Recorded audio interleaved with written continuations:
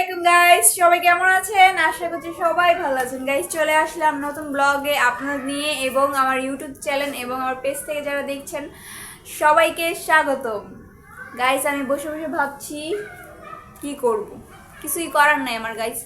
অনেক গরম লাগতেছে, তো রান্না বসেইছিলাম। তো গরম লাগবো না? আমি এই গরমে রান্না করি পাকঘরে, অনেক কষ্ট।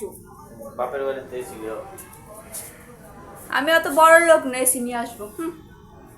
আপনার বাপের বাড়িতে নিয়ে আসেন। এসি নিয়ে আসলে তুমি চলে যাও। নাটক, কত নাটক জানে বাবা রে বাবা। গাইস এই গরমে যে কষ্ট করে রান্না করি কেউ বুঝবে না সেটা, না আমি বুঝছেন? রান্ধি না মনে হয়, তুমি একলা রান্ধো। যারা রান্না করে তারাই জানে কি কষ্ট। না আমি রান্ধি না, তুমি একলা রান্ধো। আমি একাই রান্না করি, তুমি একাই রান্ধো। আমি একাই রান্না করি গাইস। অনেক গরম, আরো কাপড় চোপড় ধুইছি, আমি শুধু একটু বসলাম। জীবনও না, আমি পুরোটা শেষ করে পরে আহি। খাচ্ছি। আমি খাচ্ছি কেমন লাগে? কইলি গেলিগা, কইলি গেলিগা সবারই জানাই দিব আমি।